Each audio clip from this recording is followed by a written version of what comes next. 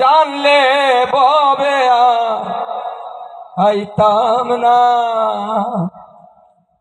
এখানে আইসা যাওয়া যন্ত্রণা, এই জন্য আমরা কেউ এখানে আসতে চাই না। মাতৃ জঠরে বাস করা খুব কষ্ট, মৃত্যুকালে মানুষের খুব কষ্ট হয়। এই জন্ম মৃত্যু আমাদের নিবারণ করতে হবে। আর এই জন্ম মৃত্যু নিবারণ করতে হলে সহজ পদ্ধতি আমার যে শিক্ষাটা দিলেন, সদা সর্বদা মুখে হরিনাম করো, সহজ। ভাগবতের প্রথম কথা তিনটা সহজ কথা। ধর্ম করতে কঠিন কিছু করতে হয় না। পরীক্ষিত মহারাজ জিজ্ঞাসা করেছিলেন, আসন্ন মৃত্যুজীবের কর্তব্য কি? নিগুম কল্প তরুর গলিতং ফলম, একটা নিগুম তত্ত্ব তিনি প্রকাশ করলেন। প্রত্যেকটা মানুষের প্রতিদিনের কর্তব্যটা কি? বলছে তার তিনটা কর্তব্য।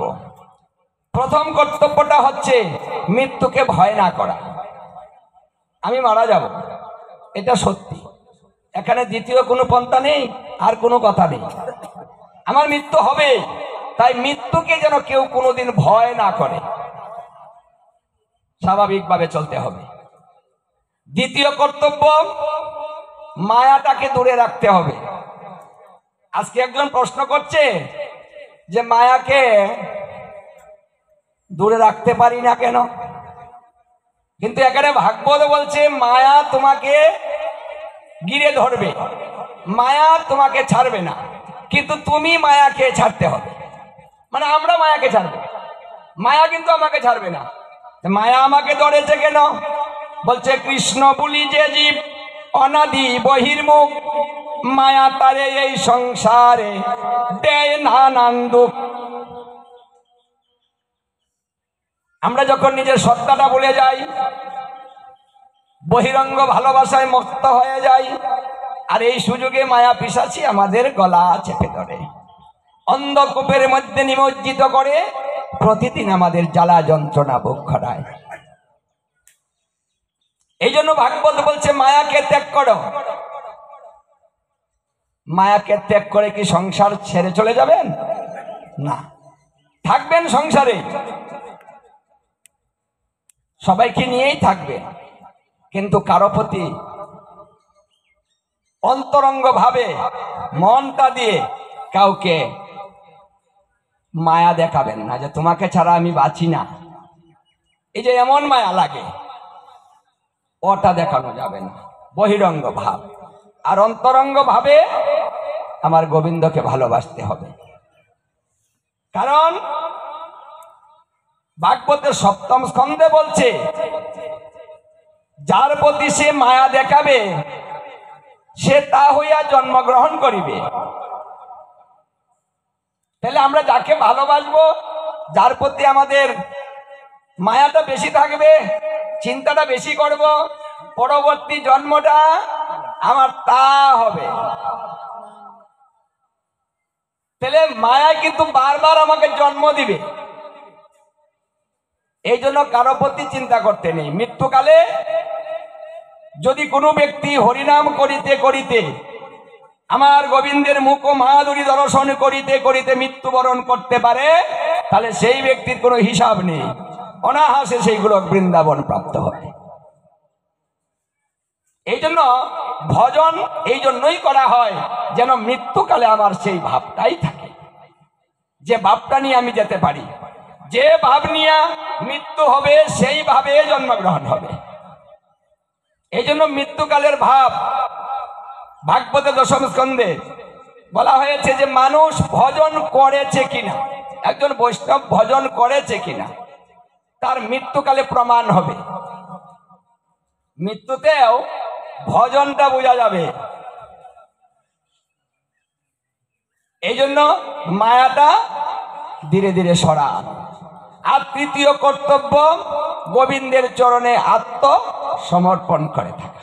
বাহ, তিনটা সহজ কথাই ভাগবতে বলা হয়েছে, যে কথাগুলো আমরা মেনে চলতে পারি। আর প্রতিদিন একটা মানুষের কমপক্ষে দিনে 3 বার মৃত্যুকে স্মরণ করতে হবে। আমরা তো মৃত্যুকে ভুলেই গিয়েছি, মৃত্যুর কথা মনে হয়, কেউ ভাবি যে আমি এখানে থাকবো না, ওটা কিন্তু আমরা একেবারে ভুলেই গিয়েছি, মনেই পড়ে না।